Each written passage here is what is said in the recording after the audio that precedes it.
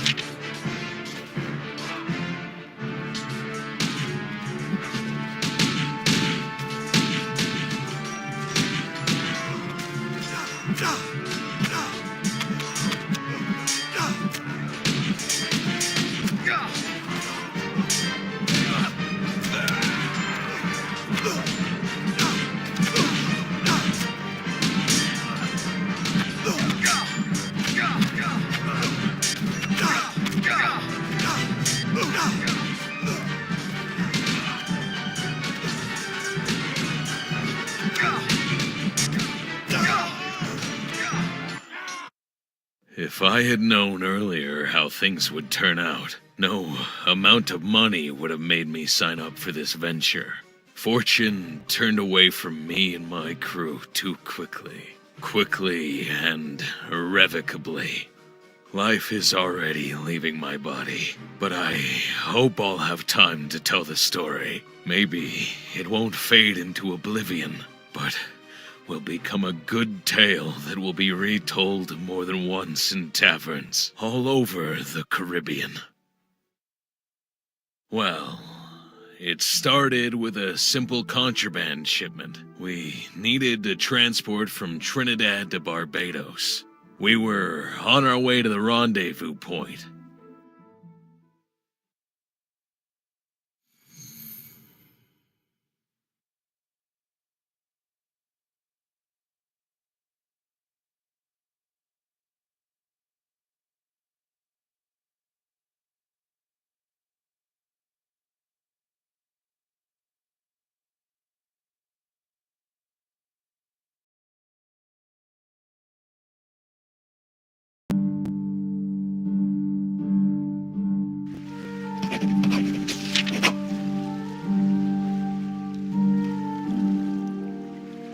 Full speed ahead!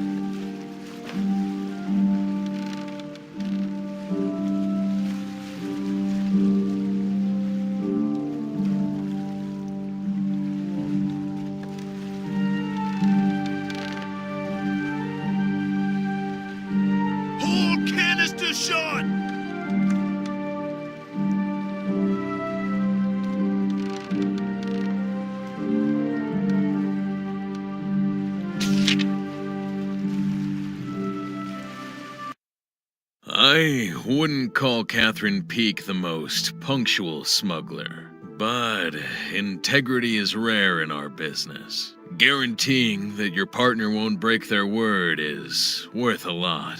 It's worth noting that she had other strengths that certainly made up for a single flaw. Her ship and our cargo didn't appear on the horizon for a long time. Well, since I had to wait for her with the cargo anyway, I decided to let myself stretch and entertain the crew at the same time. For them, the greatest satisfaction is watching good fights.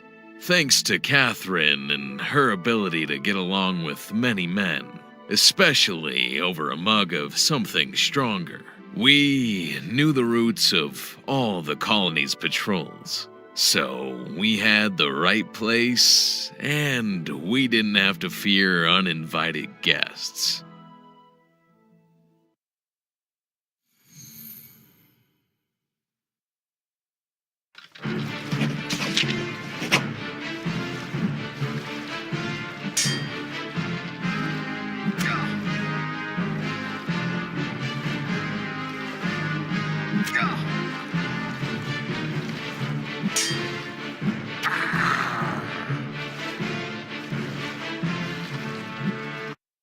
My swordsmanship stood out strongly against the crew.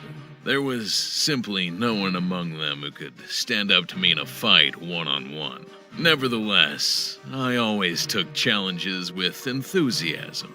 A really interesting battle begins only when the opponent has a numerical advantage.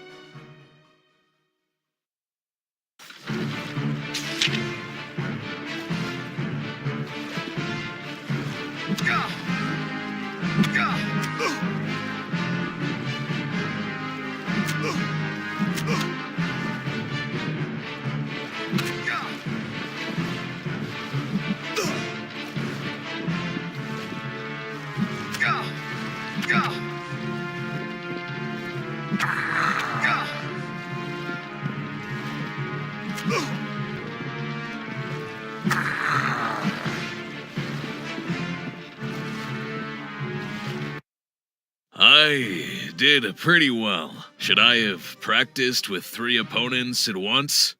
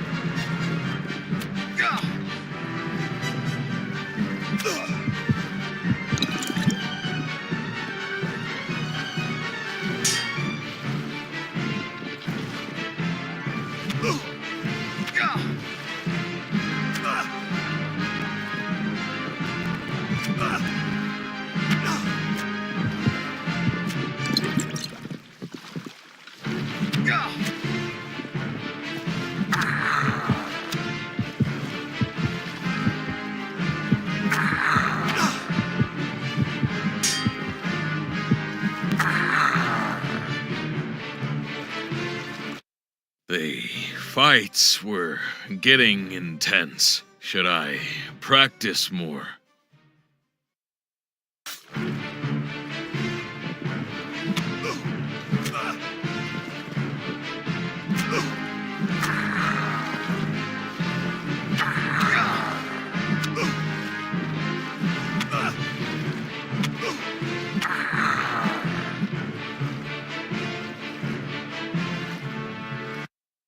Once again, the fight went like clockwork. I wondered if I should try to hold out against the four at once.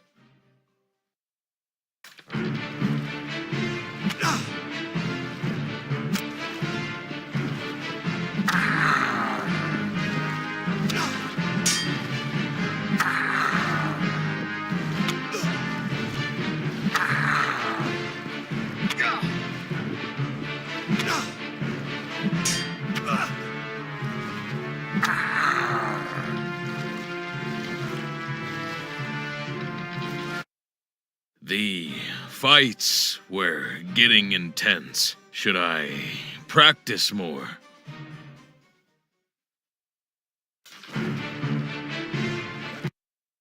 I was just beginning to get a taste for it when a ship appeared on the horizon. Alas, not the Catherine schooner. She was a Spanish warship patrolling the shores of Trinidad and Tobago.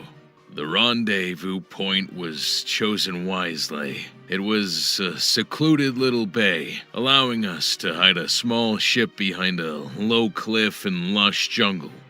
And yet, the Spaniards were coming right at us. The situation was beginning to get out of hand. It was not in our plans to go to jail or the noose in San Jose Square. Because we needed time to get out of the bay, we had to give the Spaniards a good head start, so we were forced to accept the fight.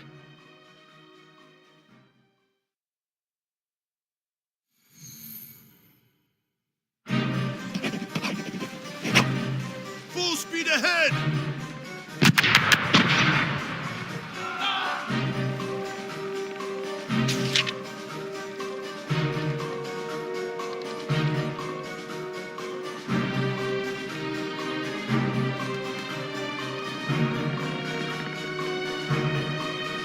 Open fire! Decelerate!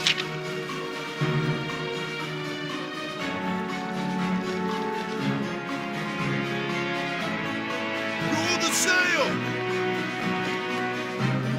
Roll the sails! Boarding party, get ready!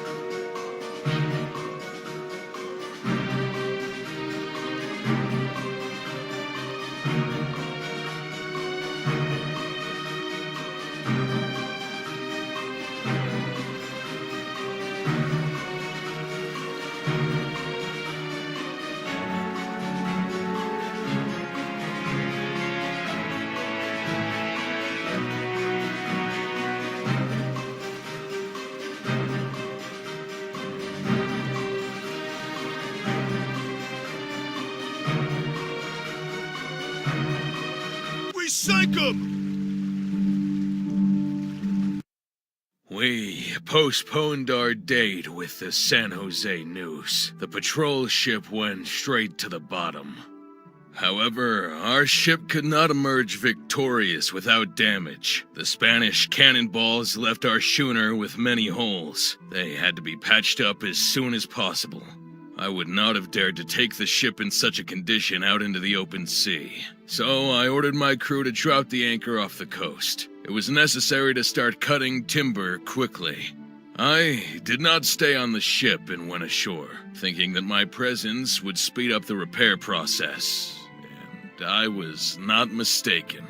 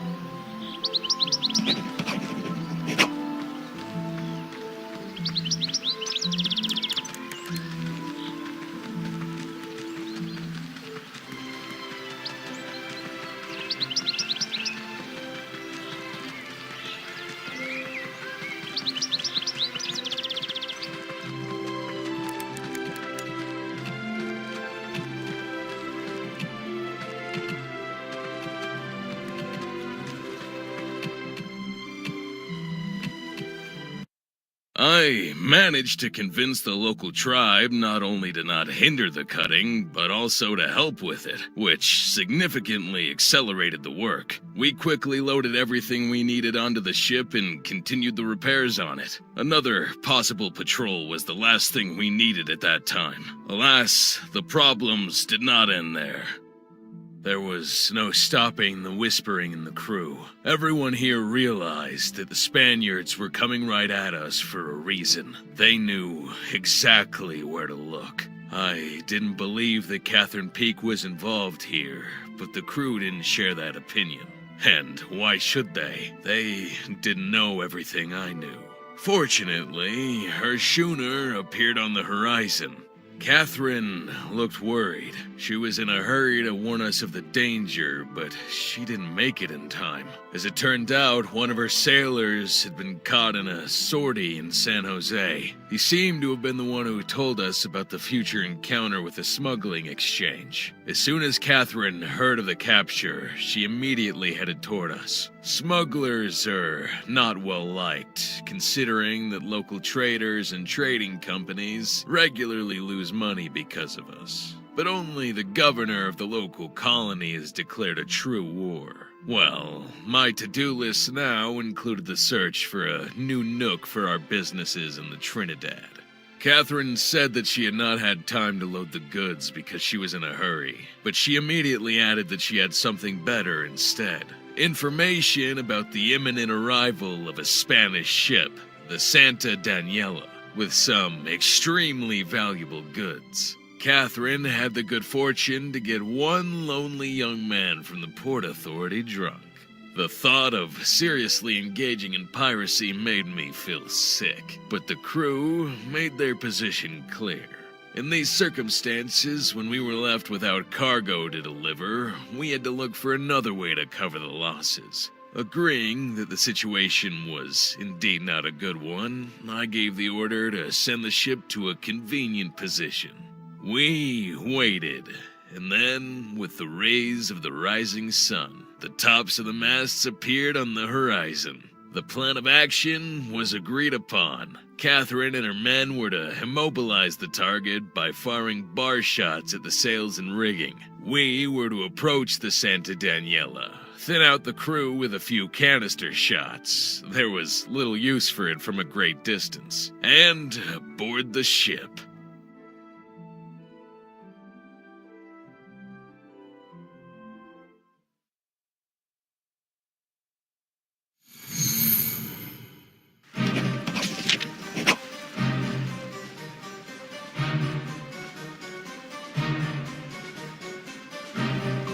Chain shot!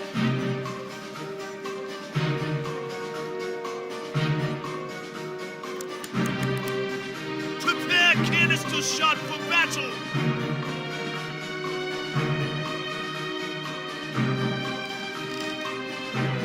Haul cannonballs! Load bombs!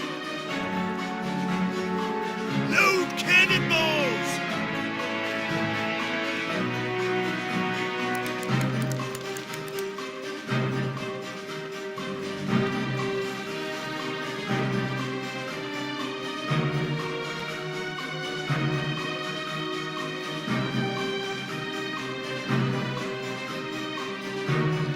Starboard cannons are ready to fire!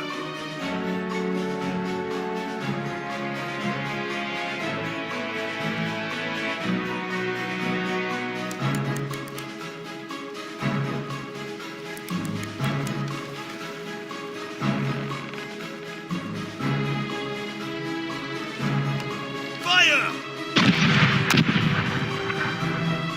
We're still reloading!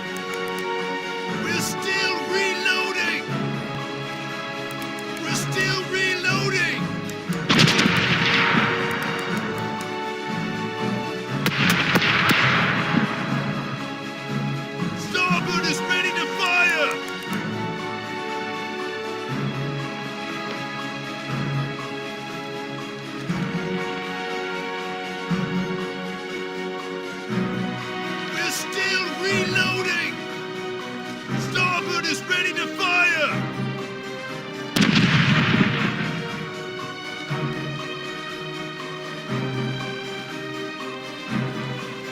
Load canister shot!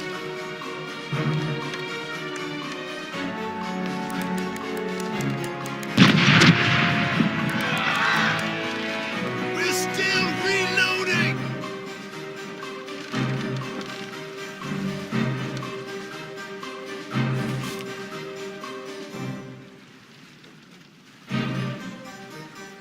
Starboard cannons are ready to fire!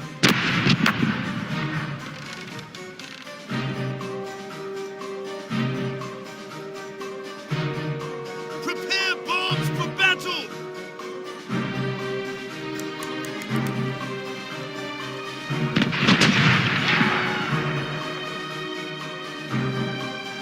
Prepare chain shot for battle. We're reloading!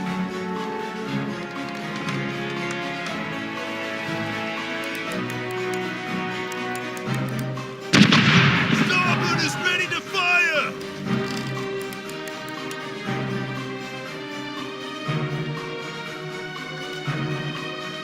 Fire! Prepare canister shot for battle! Load chain shot. Prepare canister shot for battle!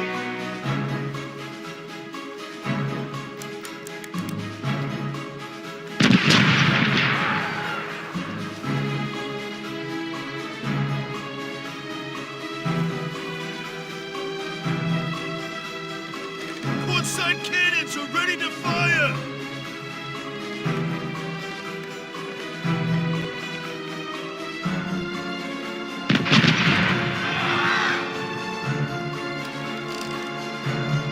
Open fire!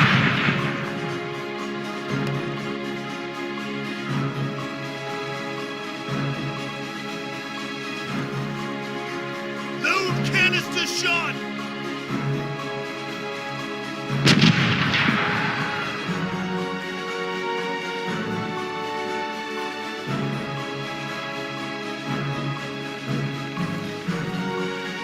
Starboard is ready to fire!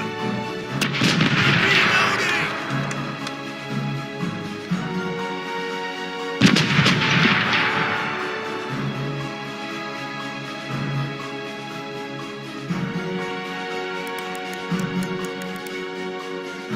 Starboard cannons are ready to fire! Open fire! All bombs!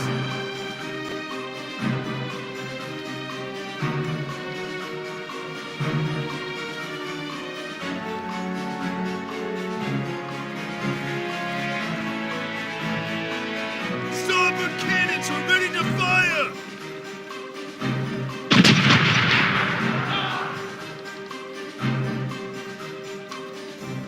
We're reloading!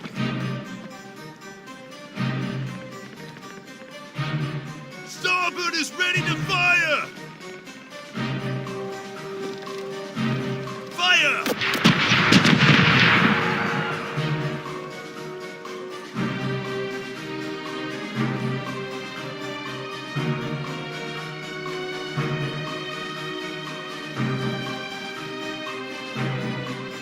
Starboard cannons are ready to fire!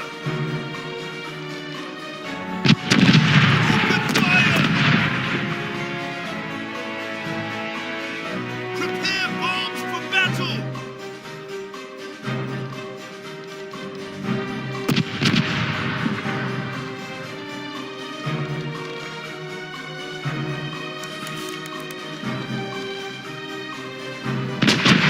Starboard cannons are ready to fire!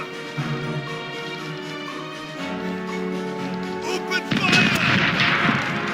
All cannonballs! We're reloading!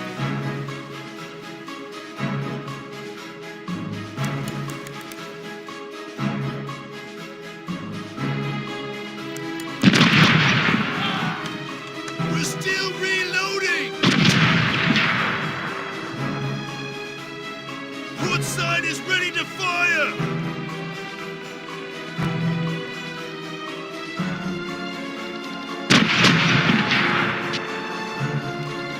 Open fire!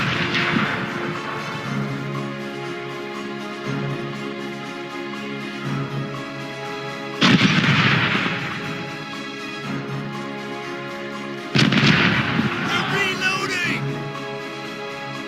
Starboard is ready to fire!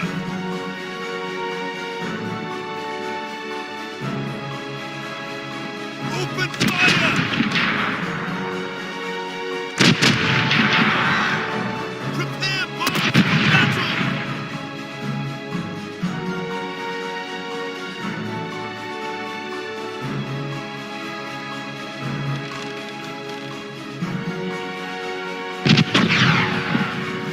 Starboard is ready to fire!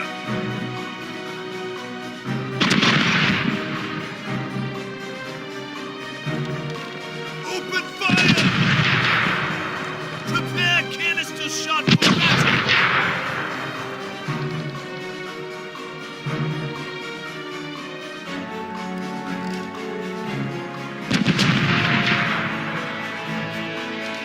We're reloading!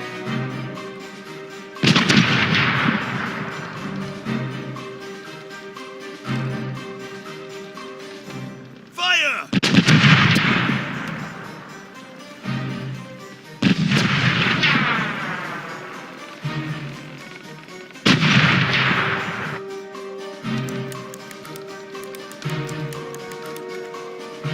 Prepare the grappling hooks!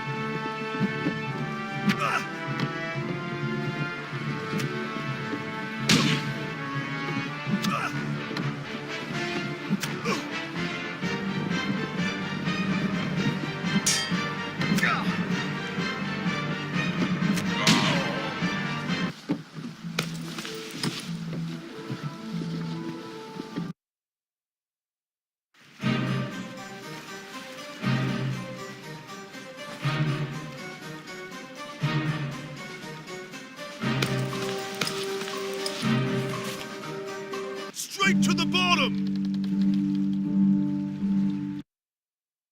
We turned the captured ship upside down, but found no valuable cargo. The approximate sums for the tobacco and coffee we found, which soon found their way into our hold, were equal to the price of the repairs.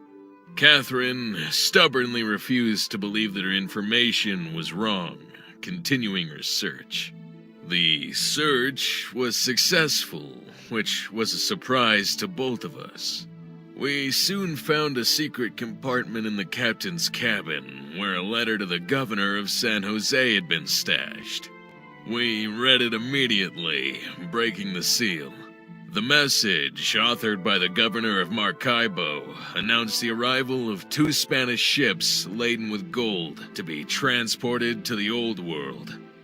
Due to the acute situation on the archipelago, the fleet simply could not allocate the ships for the convoy to the Old World.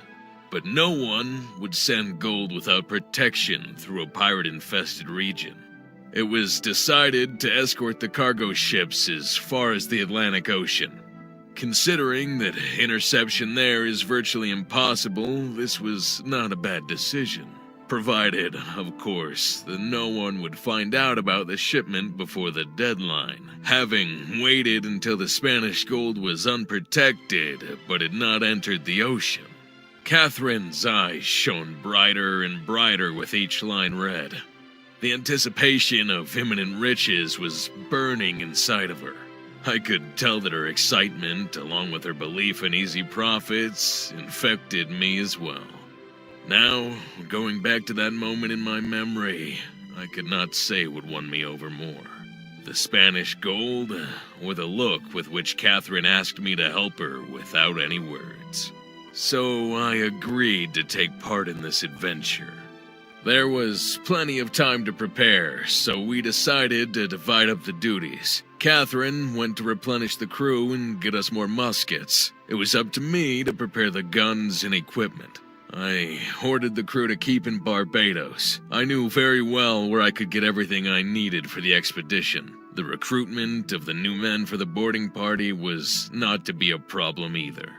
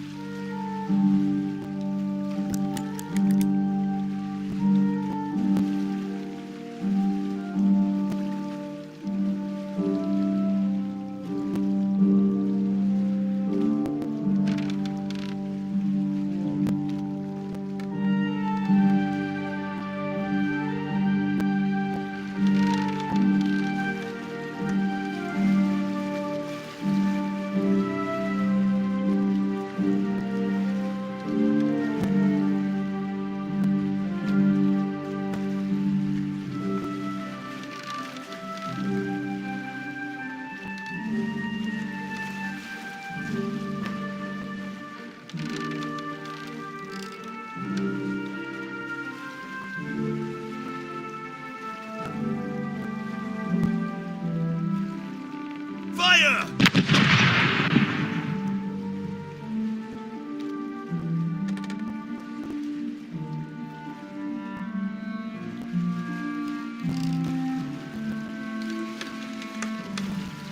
Starboard cannons are ready to fire!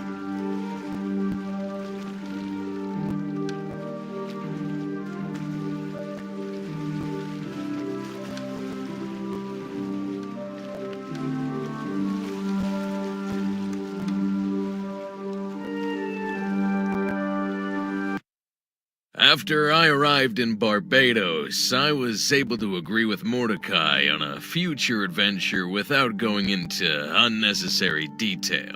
He trusted me, and therefore gave me free rein.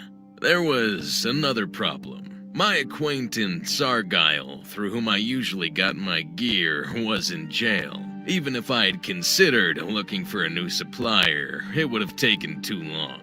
It was worth finding a way to get Argyle out first.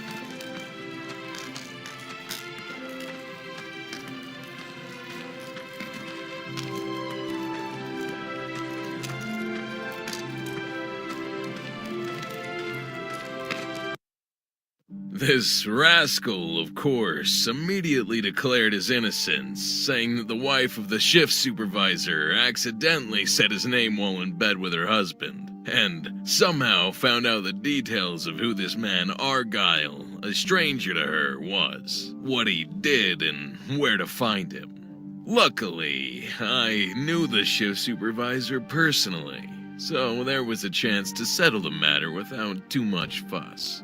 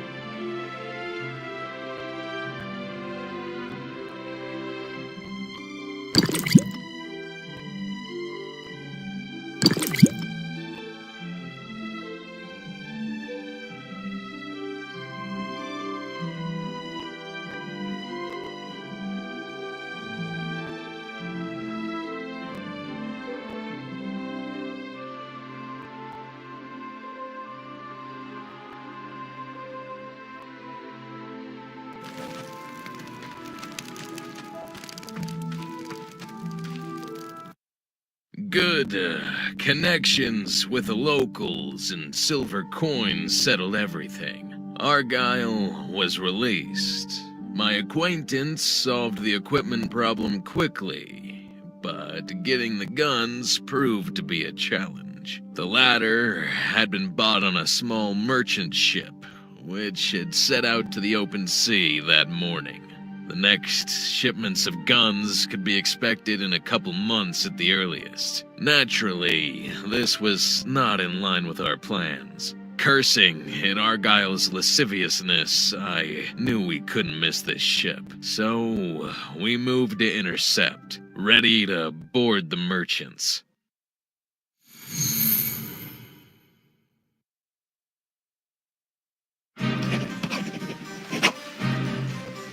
Forward, full sail!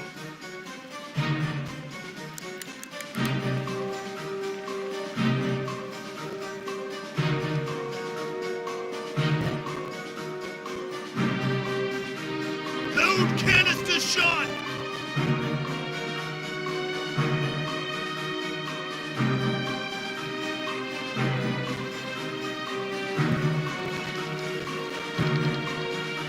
Starboard cannons are ready to fire!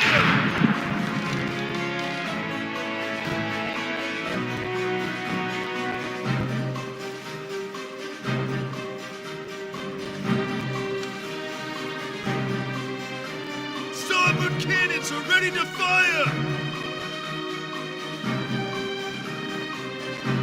Fire! Load bombs!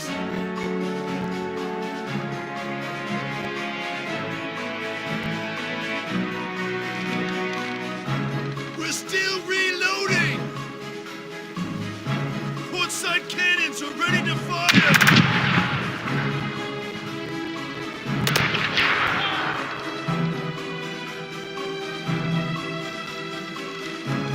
Fire!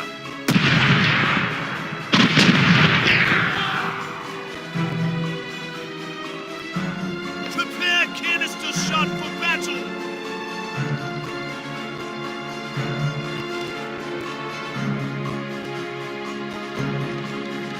We're still reloading!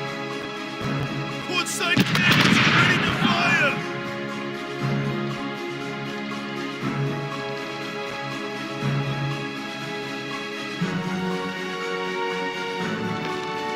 Open fire!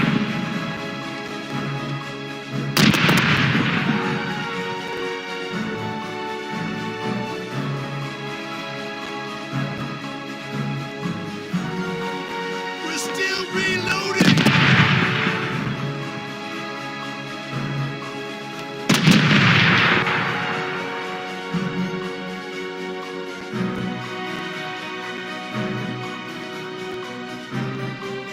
Portside is ready to fire!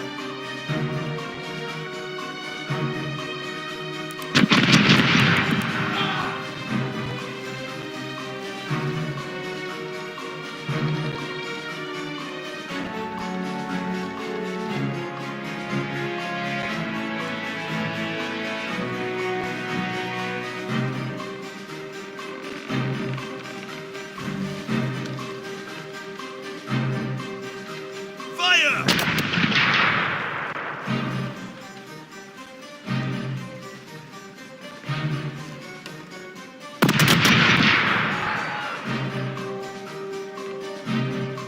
We're reloading!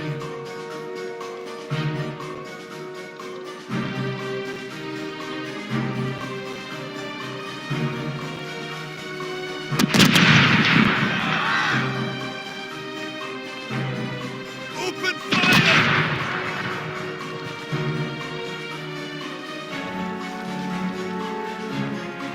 We're still reloading! Hold bombs!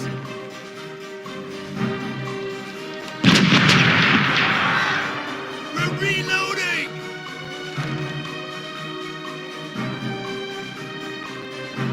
Starboard is ready to fire!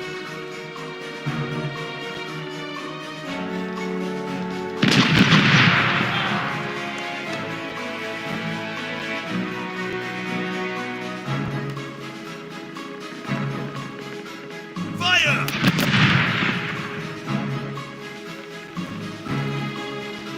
Stop the ship!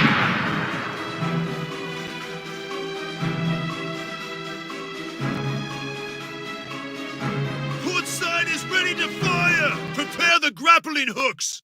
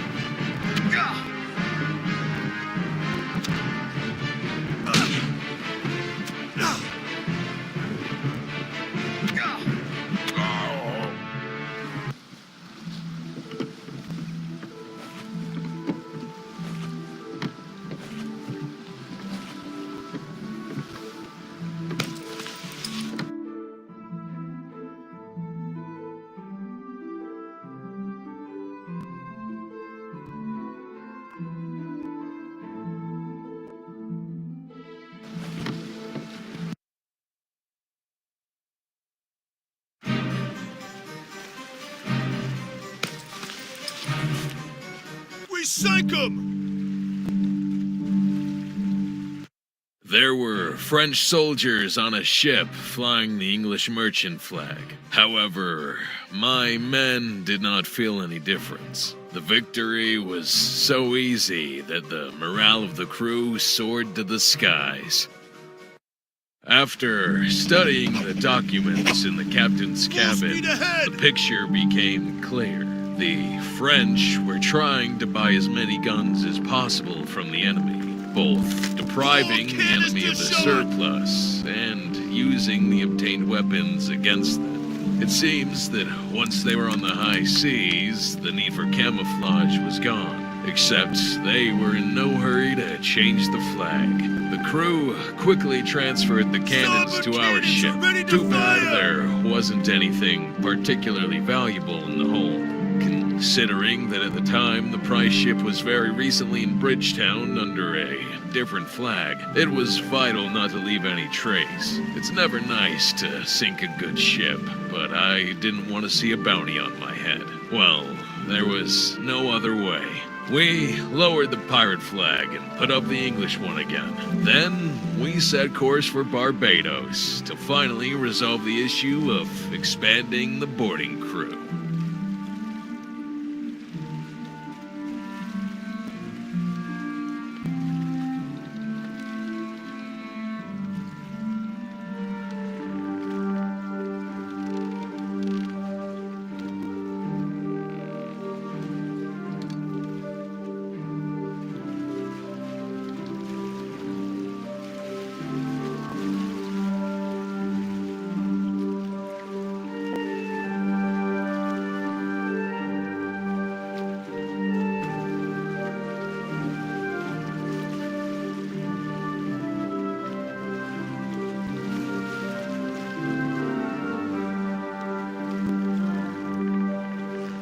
Stop the ship!